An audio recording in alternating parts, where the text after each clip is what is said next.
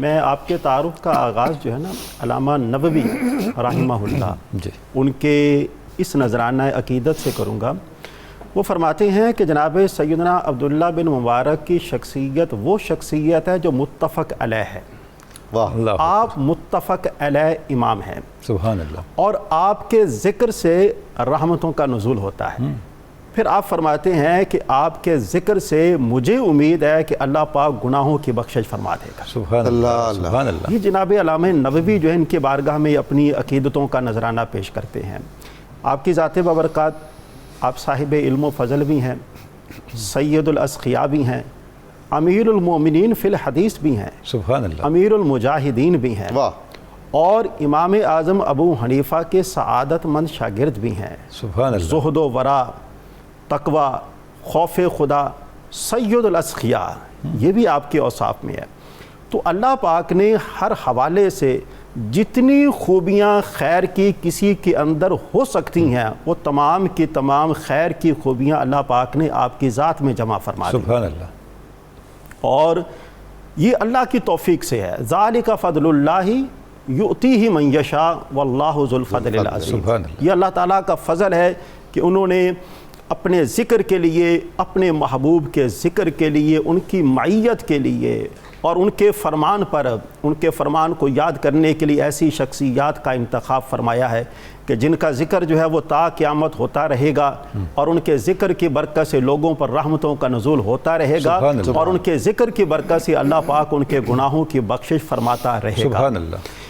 آپ کی ذات بابرکات، آپ تحصیل علم کے لیے آپ نے دور دراز کے علاقوں کا سفر کیا، مکہ و مدینہ، شام، مصر، عراق، اور یہاں کے جتنے جید علماء اکرام تھے جو اپنے زمانے کے امام تھے، ممتاز تھے، خاص طور پر جو ائمہ فی الحدیث اور ائمہ فی الفقہ، آپ نے ان تمام سے اکتساب فیض کیا۔ سبحان اللہ۔ اور آپ خود بیان فرماتے ہیں کہ میں نے تقریباً 4000 علماء کرام سے، اپنے اساتذہ کرام سے یہ فیض حاصل کیا ہے۔ کتنی بڑی بات ہے، اتنی بڑی بات ہے۔ اور روایت جو ہے آپ بیان فرماتے ہیں کہ ان میں سے 1000 سے میں نے روایت کرنے کا شرف بھی حاصل کیا۔ اللہ اکبر۔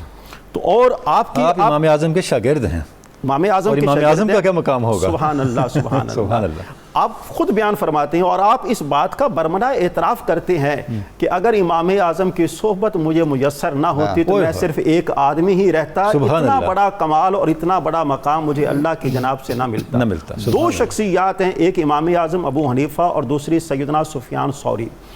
آپ ان کا کثرت کے ساتھ ذکر فرماتے ہیں، سبحان اللہ، اور جا بجائے ان کا ذکر کرنے کا مقصد آپ لوگوں کو یہ بتاتے ہیں کہ یہ وہ ہستیاں ہیں کہ جن ہستیوں کے توفیل اللہ پاک نے مجھ پر کرم نوازی فرمائی ہے۔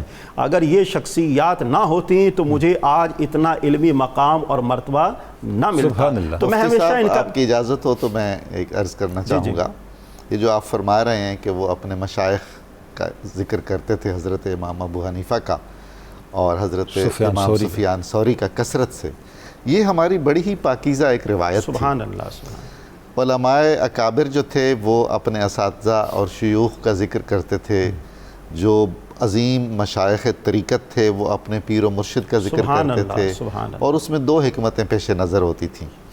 ایک تو یہ کہ وہ محسن ہیں تو ان کے تذکرے سے ان کے احسان کا ذکر ہو، سبحان اللہ، سبحان اللہ، اور دوسرا یہ کہ موٹیویشن ہو، بے شک، جو سن رہے ہیں، جو سامعین ہیں، جو ناظرین ہیں، جو سالکین ہیں، جو احتساب کرنے والے ہیں، ان کو وہ محبت پیدا ہو اور لگن پیدا ہو اور وہ آگے بڑھیں۔ سبحان اللہ۔ اور ڈاکٹر صاحب اس سے اتھینٹیکیٹ بھی ہوتا تھا نا، اتھینٹیکیٹ بھی ہوتا تھا کہ کس سلسلۃ الذہب سے سند متصل ہو جاتی، کس سے، سبحان اللہ۔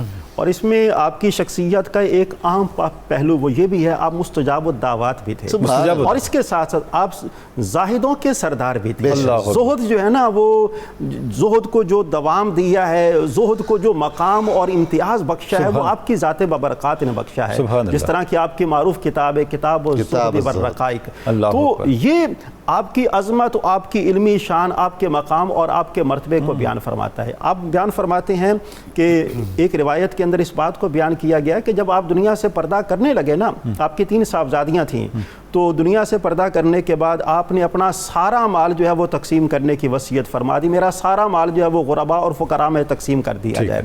तो आपके जो खादिम ने कहा कि बेटियां हैं, साहबजादियाँ, इनके लिए क्या है? वो आगे से जवाब देते हैं, इनके लिए मेरा रब है। सुभान अल्लाह। और फिर आगे फरमाते हैं कि जिनका कफील रब हो उसे अब्दुल्ला की क्या ज़रूरत है? क्या बात है, जिसका कफील अल्लाह हो उसे अब्दुल्ला की क्या ज़रूरत? उसे अब्दुल्ला की क्या ज़रूरत है? और दूसरे मकाम पर एक शख्स ने इस बात को भी बयान फरमाया कि मैंने ख्वाब में जनाब सैयदना सुफियान सौरी रहमहुल्लाह उनको देखा और मैंने उनसे पूछा कि अल्लाह पाक ने आपके साथ कैसा मुआमला किया है? तो आप फरमाते हैं कि अल्लाह पाक ने मेरी बख्शिश फरमा दी है। फिर उन्होंने कहा कि ये बताएं कि अल्लाह पाक ने अब्दुल्ला बिन मुबारक के साथ कैसा मुआमला किया है? वो आगे से जवाब देते हैं, तुम अब्दुल्ला बिन मुबारक की बात करते हो, उन्हें तो एक दिन में 200 बार हुजूरी का शर्फ जो है वो नसीब होता है। सुभान अल्लाह। तो ये सारी का सारा इसके अंदर दो चीज़ें हैं, एक इल्म और उसके ऊपर अमल है। जिस तरह के इकबाल ने फरमाया ना कि अमल से ज़िंदगी बनती है, जन्नत भी जहन्नम है, ये खाकी अपनी फितरत में ना नूरी है ना नारी है। सिर्फ इल्म नहीं, आपने उस इल्म पर अमल करके दिखाया है। ये आपके अमल का असर है कि लोग जो हैं वो आपकी तारीफ़ किए बगैर नहीं रह पाते।